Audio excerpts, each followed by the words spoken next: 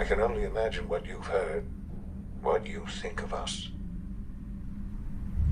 I'd like to show you that you may have the wrong impression. Welcome to the Institute. This is the reality of the Institute. This place, these people, the work we do. For over 100 years, we've dedicated ourselves to humanity's survival. Decades of research, countless experiments and trials, a shared vision of how science can help shape the future. It has never been easy, and our actions are often misinterpreted by those above ground. Someday, perhaps, we can show them what we've accomplished. But for now, we must remain underground. There's too much at stake here to risk it all. As you've seen, things above are unstable. I'd like to talk to you about what we can do for everyone. But that can wait. You are here for a specific, very personal reason. You are here for your son.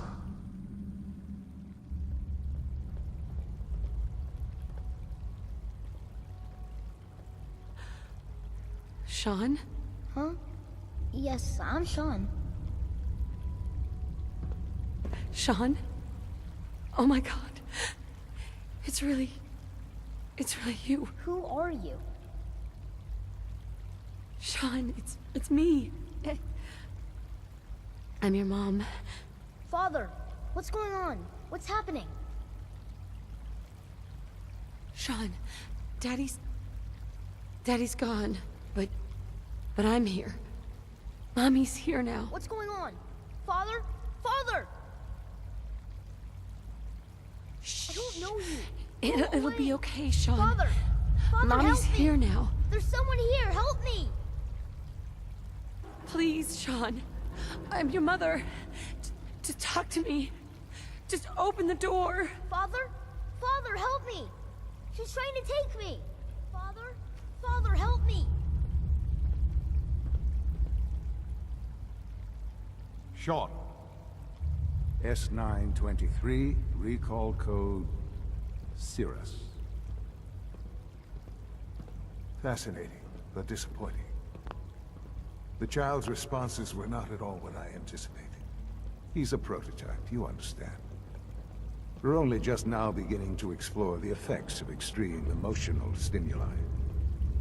Please try and keep an open mind. I recognize that you are emotional, and that your journey here has been fraught with challenges. Let's start anew. I am Father. Welcome to the Institute. Give me Shaun. The real Shaun. Right now! I know. I know. You've gone to such lengths to find him. I'll make this very simple. Where is my son? He's here, in the Institute. Closer than you think. But I need you to realize that this situation is far more complicated than you could have imagined. You have traveled very far, and suffered a great deal to find your son. Well, your tenacity and dedication have been rewarded. It's good to finally meet you. After all this time, it's me.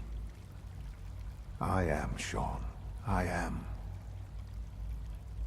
your son. Bullshit! Is it? After all the things you've seen and experienced in the Commonwealth?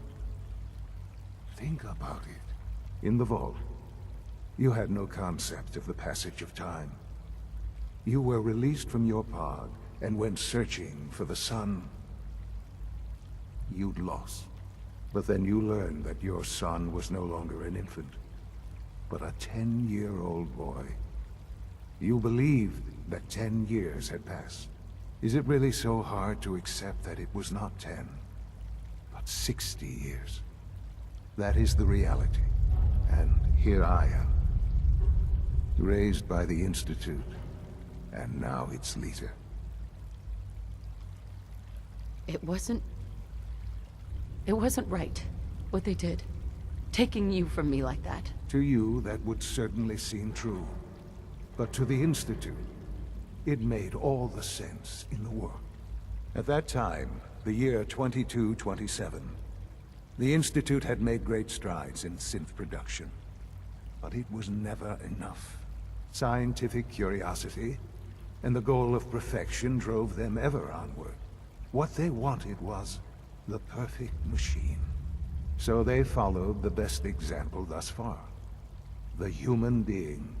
Walking, talking, fully articulate, capable of anything. So the weird science experiments needed specimens. That's why they took you? In a manner of speaking. Yes. The Institute endeavored to create synthetic organics. The most logical starting point, of course, was human DNA. Plenty of that was available, of course. But it had all become corrupted. In this wasteland, radiation affected everyone. Even in their attempts to shield themselves from the world above, members of the Institute had been exposed. Another source was necessary. But then the Institute found me, after discovering records from Vault 111. An infant, frozen in time, protected from the radiation-induced mutations that had crept into every other human cell in the Commonwealth. I was exactly what they needed. And so it was my DNA that became the basis of the synthetic organics used to create every human-like synth you see today. I am their father. Through science, we are family. The synths, me, and you.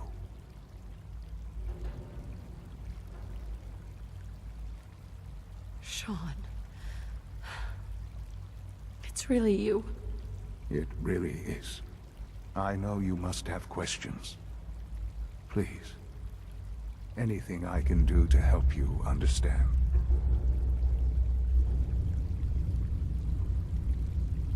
Your father.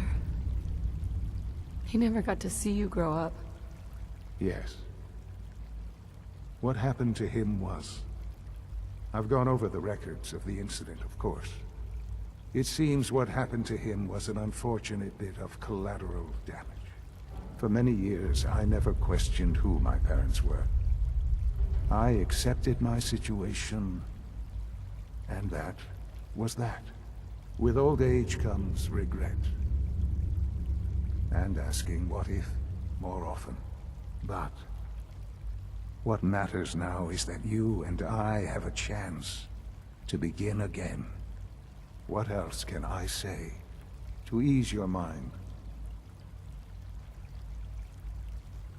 Kellogg. He worked for you? Kellogg. He was an Institute asset long before I arrived here. It wasn't until I became director that I learned of all the things he'd done. What kind of man he was. You knew the man was a psychopath, but you used him anyway? Would you have preferred that I turned him loose on the Commonwealth? At least keeping him on a short leash kept the collateral damage to a minimum. The Institute took advantage of Kellogg's vicious nature. I will freely admit that. Institute technology prolonged his life, and his usefulness far beyond any normal human lifespan.